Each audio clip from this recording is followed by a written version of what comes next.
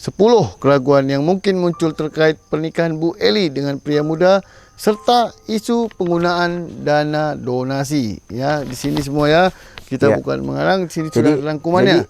Jadi ini Mas Ahmad kita membicarakan tentang 10 keraguan. Ya, 10 keraguan tentang karena Bu kan Eli. Pernikahan ini kan kabarnya hanya endorse atau konten semata. Tadi, ya. Tapi tidak sedikit orang yang percaya. Betul. Setelah heboh pernikahan ini, kemudian pasangan ini gembor-gemborkan bahwasanya ini hanya konten atau endorse semata. Masa sih orang yang punya baju pengantin yang harusnya modelnya itu, mohon maafnya ya, harus yang proper, yang perfect, yang perfect, nggak perfect lah, minimal ya menarik gitu. Masa sih memaksakan Bu Eli yang sudah lanjut usia, kemudian baru bercerai, baru kena musibah, kemudian menerima endorse seperti itu. Ini kan nggak pantas ya Mas Ahmad ya. Karena ini pun memang sebenarnya memang ada keseriusan, cuman alasannya konten endorse itu biar orang tidak curiga sama dia karena dia baru ya nggak tahu lah Mas Ahmad, ini kan hanya pandangan semata kan gitu ya. Yang pertama, motivasi pernikahan. Apakah pernikahan ini didasari oleh cinta sejati atau ada alasan lain seperti keuntungan finansial atau citra sosial?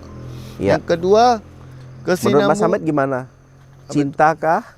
Mungkin di awal ya kan. Kalau pandangan saya yang saya perhatikan setelah melihat video-video mereka, kalau Bu Eli senang tidak, tapi untuk yang laki-lakinya itu memang benar tujuannya karena Bu Eli. Jangan duga-dugaan. Itu dugaan saya itu pandangan saya ya ini semoga tidak benar. Cuman kalau yang dugaan saya ini ada unsur juga kena donasi.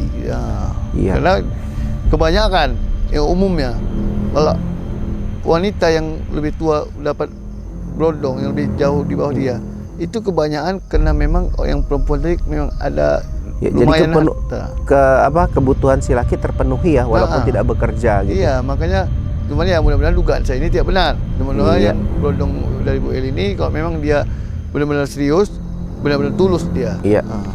Oke, lanjut Mas Ahmad. Oke. Yang kedua, kesinambungan donasi. Apakah pernikahan ini akan mempengaruhi distribusi dana donasi yang sebelumnya dikumpulkan untuk korban dan keluarganya? Yang ketiga, transparansi keuangan. Bagaimana pengelolaan dana donasi sejauh ini? Apakah ada laporan keuangan yang transparan mengenai penggunaannya? Yang keempat, keberlanjutan bantuan untuk keluarga korban. Apakah setelah pernikahan ini keluarga Nia seperti Rini Wahyuni, Kifli dan Mayang masih mendapatkan hak mereka atas donasi tersebut? Oke, bentar Mas Ahmad. Ini kan yang barusan Mas Ahmad bacakan ya, itu kan anak-anaknya Bu Eli. Bu Eli ya, dari pernikahannya dengan suami pertama yang baru cerai. Ya, jadi anaknya total ada 4 nih. Ya kan? Termasuk Nia.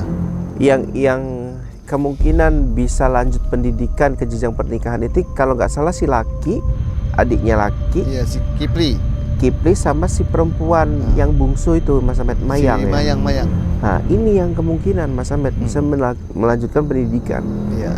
Nah, bagaimana Bu Eli menyikapin ini gitu loh, uang donasi ini gitu loh, yang bisa dimanfaatkan untuk kesuksesan anak-anaknya. Terutama yang 2 tadi. Nah, ini kan harus jelas gini, karena asal kita ketahui aja uang yang ada di tangannya Bu Eli dan keluarga itu kan uang donasi toh. Betul. Ya kan? Karena simpati seorang dengan almarhumah Nia. Nah, jadi harusnya walaupun tanpa mereka mengatakan ini saya nyumbang ya donasi karena saya kasihan sama Nia, itu tidak tersirat. Tapi tujuannya adalah ini agar keluarga Ibu Eli tidak sedih, tidak pupus harapan. Cita-cita Nia itu bisa dilanjutkan. Bisa tercapai karena dia ingin adik-adiknya itu bisa ke perguruan tinggi. Makanya dia semasa hidup dia rela bantu orang tuanya berjual keliling gorengan. Oke. Yang kelima, opini publik. Bagaimana masyarakat melihat keputusan Bu Eli menikah dalam situasi yang masih sensitif? Yang keenam, karena belum 1 tahun ya Mas Ahmad ya. Seharusnya tunggu dulu 1 tahun atau 2 tahun. Jangan belum ada tahun segitu udah mulai dia mau menikah, itu masih sensitif itu. Karena masih ada hubungan dengan yang donasi dari yang penting gini lah, yang lain. kalau kita ya Mas Ahmed ya, mohon maaf lahir dan batin ya, Ibu Eli ngomong katanya diklarifikasi tidak menikah nih sama si Brondong. Tapi mohon maafnya kalau nggak menikah, kok kedekatannya itu ya Mas Ahmed ya? Beda. Saya lihat di TikTok itu dekatnya itu beda cuy. Iya, karena tingkahnya Ibu Eli ke pemuda itu juga beda. ya, kita bisa merasakan. Kalau ini hanya kepentingan endorse semata, ya sikapnya kok seperti pacaran toh. Betul, karena gitu. kita semua orang ini kan tidak bodoh. Kita bisa merasakan bagaimana yang pasangan sekedar rekan kerja endorse, mana yang benar-benar ada hati, itu dia. Makanya semua ini sahabat netizen ini semuanya tidak bodoh untuk Bu Eli. Mereka semua orang pintar yang menonton ini, mereka tahu mana yang dia dasar cinta, mana yang sekedar rekan kerja endorse. Oke, yang keenam, hubungan dengan keluarga korban. Apakah pernikahan ini meregangkan hubungan Bu Eli dengan keluarga korban? Ya itu pasti ada keluarga korban. Dengan gini Mas Ahmed, Bu Eli dengan anak-anaknya, ya termasuk dengan suaminya, mantan suaminya, ya dengan pernikahan, isu pernikahan ini, ya pasti ada gitu ya. Pasti ada yang meregangkan, terutama ya mantan suaminya. Karena dia bukan berpikir takut dia anak-anaknya itu masa depannya hancur. Kalau, padahal ada uang donasi bisa untuk menyekolahkan mereka sampai tamat, bahkan ke jenjang perkuliahan ya Mas Ahmed ya. Oke, yang ketujuh, tujuan penggalang dana. Jika donasi dikumpulkan untuk keluarga korban, apakah penggunaannya sesuai dengan tujuan awal? Yang kedelapan, independensi pengelolaan dana. Siapa yang sebenarnya memiliki kontrol penuh atas dana donasi tersebut setelah pernikahan ini? Kalau dari hal ini, yang punya kontrol penuh nampaknya ya Bu Eli gitu. Iya, betul. Yang megang tabungan juga nampaknya Bu Eli kan. Buku tabungan apa pegang dia. 9. Kemungkinan penyalahgunaan dana. Apakah ada indikasi bahwa dana donasi digunakan untuk kepentingan pribadi Bu Eli atau suami barunya? Yang ke-10, kepercayaan masyarakat. Apakah masyarakat masih percaya dengan pengelolaan donasi dan apakah mereka akan tetap mendukung aksi sosial yang melibatkan Bu Eli di masa depan? Jika ada isu terkait penyalahgunaan dana, transparansi dan audit keuangan adalah langkah terbaik untuk memastikan keadilan bagi keluarga korban dan menjaga kepercayaan publik. Apa kamu ingin menggali lebih dalam mengenai aspek tertentu di kasus ini?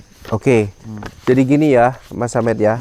Jadi poinnya adalah bagaimana masyarakat yang peduli terhadap Nia, kemudian membuat kehidupan keluarga Nia termasuk ibu dan adik-adiknya ini berubah. Dari rumah gubuk, dari orang yang nggak punya apa-apa, kita lihat ya rumahnya sekarang mewah dan batu besar. Ya, kemudian gaya Bu Eli jadi sorotan kan, tas yang mahal, kemudian perhiasan dan lain-lain. Ada ngambil kesempatan juga lah untuk dia menikmatinya. Karena uang nganggur ibaratnya gitu kan. Sama kayak seperti tapi saya mau ingatkan gini Bu Eli, ya kalau Bu Eli harus sadar gitu bahwa uang itu adalah uang donasi dari Nia yang mungkin tidak secara jelas tertulis dari para donatur untuk apa-apa saja digunakan uang ini, tapi saya mau tekankan namanya ini donasi dari Nia. Kita garis bawahi keinginan Nia itulah yang harus diwujudkan. Apa? Di sekolah tamat, kemudian kuliah, itulah yang difungsikan donasi itu tadi. Rumah sudah jadi. Jangan nanti pernikahan juga, konsumsi makan juga dari uang donasi. Lama-lama nanti gunung ibaratnya diambilin dari dataran Mas Ahmed. Intinya untuk Bu Eli, kalau memang Bu Eli ingin merubah diri, bergaya, carilah uang yang lain. Jangan dimanfaatkan uang donasi itu. Karena uang donasi itu orang-orang yang mendonasikan itu untuk keinginan Nia supaya terwujud. Adik-adiknya bisa ke perguruan tinggi sampai selesai. Bukan untuk dipoya-poya, bergaya. Kalau memang ibu ingin bergaya membeli perubahan diri, ya ibu usaha. Jangan dari uang donasi. Jangan dari uang donasi. Itu tidak boleh diganggu karena itu sudah amanah. Amanah orang itu tidak boleh kita kita langgar. Jadi sampai sini dulu, itulah untuk Bu Eli. Pesan saya itulah, jangan digunakan salah guna untuk dana donasi itu. Sekian dan terima kasih. Wabillahi taufik wal hidayah. Assalamualaikum warahmatullahi wabarakatuh.